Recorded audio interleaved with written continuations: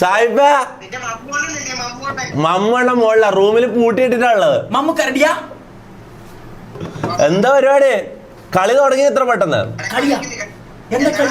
ഇത്ര പെട്ടെന്ന് കളി തുടങ്ങിയാ? ആണോ? എന്നാ പിന്നെ കളിച്ചോ. വിളിക്ക്, ഫ്രീയാകുമ്പോ വിളിക്ക്. ഓക്കെടാ, ബൈ.